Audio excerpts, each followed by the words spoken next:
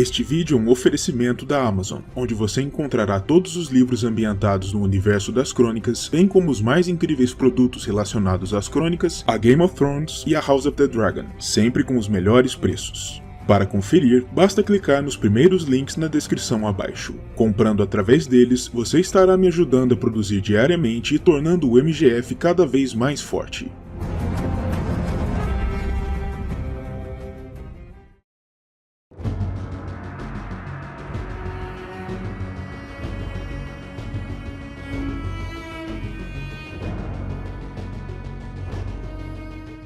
Antes de iniciarmos nossa história, peço a todos que curtam o vídeo, compartilhem-no com os amigos e se inscrevam no canal, além de que considerem contribuir de forma direta com o trabalho desenvolvido aqui através do botão Valeu Demais ou do Clube de Membros. Daeron Targaryen nasceu em Porto Real, a capital de todos os reinos, no ano 143 após a conquista, como primogênito do rei Aegon III com sua senhora esposa, a rainha Rhaenyra Velaryon. Daeron viria em tempo a ganhar outros 4 irmãos mais jovens, os príncipes Baelor, Dina, Rhaena e Elena Targaryen. Um belo jovem formoso de feições valerianas clássicas, Daeron era um rapaz sempre confiante e ousado, com o rosto sempre bem barbeado e com longos cabelos platinados.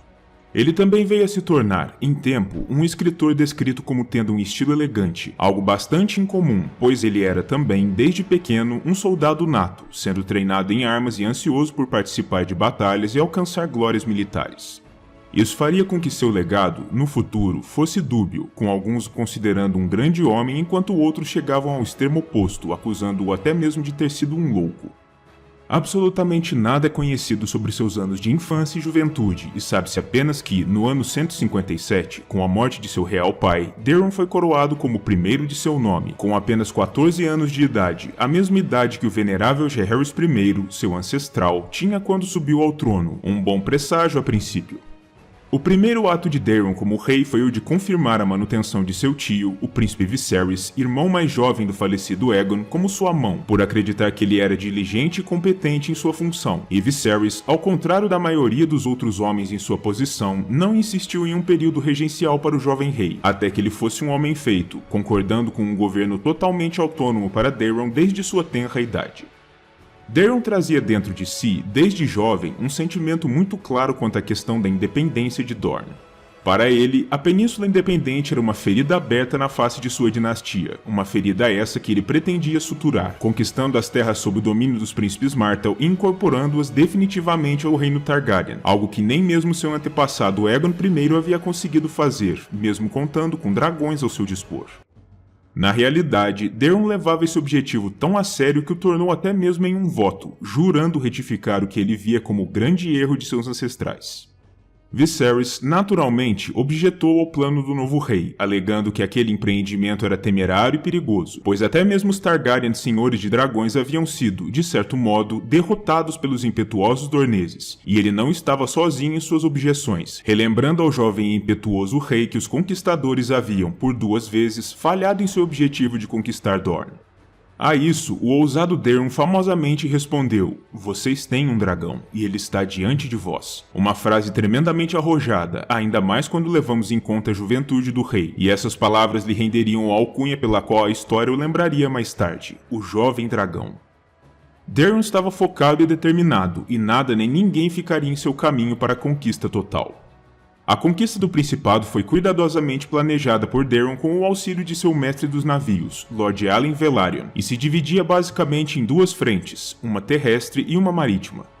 Daeron em pessoa lideraria o exército que marcharia através dos passos de montanha, enfraquecendo as defesas das casas dornesas da região, varrendo o caminho dos ossos com fogo e espada, mas como não desejava repetir os erros cometidos por Lord Orys Baratheon durante a primeira incursão contra Dorne, o rei decidiu lançar mão de trilhas de cabros pelas montanhas, caminhos muito mais humildes e muito menos vigiados, para tentar pegar os sentinelas dorneses desprevenidos, ao mesmo tempo em que evitava as emboscadas e armadilhas que os dorneses, sempre ardilosos, usualmente organizavam para pegar os exércitos invasores de surpresa, diminuindo assim as baixas reais.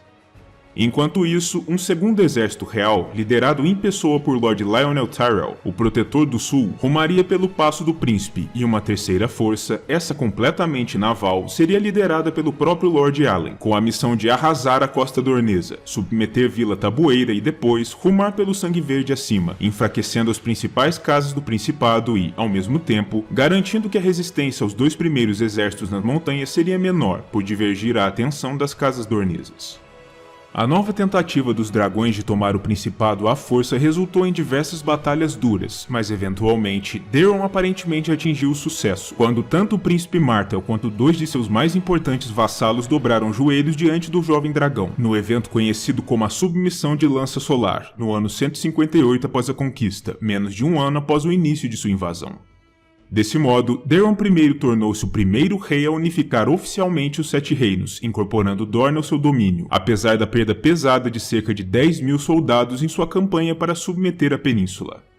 Depois de concluída sua conquista, Daeron retornou à capital e, procurando capitalizar ao máximo possível seu sucesso, escreveu de próprio punho um livro, algo incomum para um rei, que ele nomeou como A Conquista de Dorne, no qual delineou e explicou os pormenores de sua heróica guerra de submissão dos rebeldes Filhos dos Rhoynares. O livro se tornou rapidamente conhecido nos reinos por seu estilo único e simplicidade incomum, tendo sido escrito por um nobre e não por um mestre, como era o mais comum, mas nunca passou despercebido aos mais versados nos reinos o fato de que, para engrandecer a sua própria conquista, Daeron propositalmente inflou os números do inimigo, para que aqueles que lessem percebessem os dorneses como uma ameaça maior do que de fato eram, o que tornaria sua conquista ainda mais grandiosa aos olhos dos leitores. Depois de findada a conquista e antes de retornar à corte para escrever seu livro, Daeron ainda permaneceu em Dorne durante algum tempo, percorrendo o Principado para suprimir pequenos focos de resistência. Em uma dessas incursões, aliás, a vida do rei foi salva de uma tentativa de assassinato pela intervenção de seu primo, Príncipe Aemon, que se colocou propositalmente no caminho de uma flecha envenenada disparada por um arqueiro dornês, endereçada ao rei. Aemon eventualmente se recuperaria da ação do veneno e do impacto da flecha, sendo enviado de volta a Porto Real para repousar durante a recuperação, e sua ação heróica permitiu a Daeron terminar o que havia começado no Principado. Depois disso, Daeron colocou Lord Tyrell como encarregado de controlar a Dorne ocupada e finalmente retornou à corte em 159 após a conquista, pois afinal de contas, Daeron tinha, para além de seu livro para escrever, todo um reino para administrar, mas não sem antes aprisionar 14 nobres dorneses importantes para levá-los consigo como reféns do bom comportamento de seus familiares.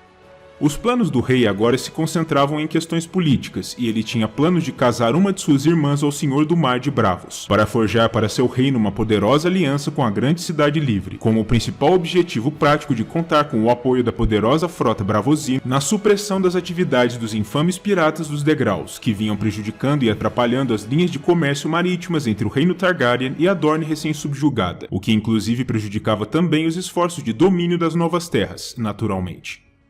Contudo, embora esse fosse um plano lógico a princípio, pois a força de bravos nos mares era mesmo incomparável, de acordo com o que registrou o grande mestre Keith mais tarde em seu famoso livro Vidas de Quatro Reis, a ideia de Daeron do casamento com bravos levaria as cidades de Pentos e Lys, que se encontravam então guerreando com os Braavosi, a responderem cedendo apoio aos rebeldes dorneses em sua luta pela independência, o que se mostraria problemático para o jovem dragão. Ainda que as casas nobres dornesas de maneira geral tenham se submetido finalmente à vontade de Daeron e à incorporação de Dorne aos seus domínios, o povo plebeu do Principado, por outro lado, não se deu por vencido, não aceitando a dominação estrangeira, e continuou a resistir de todas as formas possíveis, em especial através de ações de guerrilha contra as forças Targaryen que haviam sido deixadas ali para assegurar o domínio da península. Disse que, nos 3 anos após Daeron declarar vitória sobre Dorne, um número assombroso de 40 a 50 mil pessoas teriam morrido nas lutas de resistência que se seguiram, enquanto uma esperta armadilha montada em Arenito, a fortaleza sede da Casa Corgyle, ceifou a vida de Lord Lionel, dando início a um levante generalizado que mergulhou Dorne novamente no caos, forçando Daeron a retornar para lá no ano 160 para restabelecer a ordem. O jovem rei alcançou diversas vitórias contra os rebeldes em seu caminho através da Via dos Ossos, enquanto Lord Alyn Velaryon varria novamente o Sangue Verde e saqueava a Vila Tabueira. E no ano seguinte, 161 após a conquista, julgando que os dorneses finalmente devessem estar dispostos a se submeter após tantas derrotas, o rei concordou com um encontro sob uma bandeira de paz da fé sagrada para conferenciar com algumas das lideranças dos rebeldes. Contudo, se existe algo que pode ser dito sobre os Dorneses é que seu senso de honra e moral é, no mínimo, difuso, bastante diferente daquele dos homens de outras porções do continente, pois mais uma vez uma armadilha havia sido planejada e os Dorneses traíram Daeron, atacando ele e sua comitiva de escolta. O ataque foi bem sucedido, pois não era esperado, e dos 5 cavaleiros brancos que estavam presentes ao encontro, 3 foram mortos, um se rendeu e apenas o príncipe Aemon resistiu até o fim, matando 2 Dorneses antes de ser finalmente subjugado e levado prisioneiro.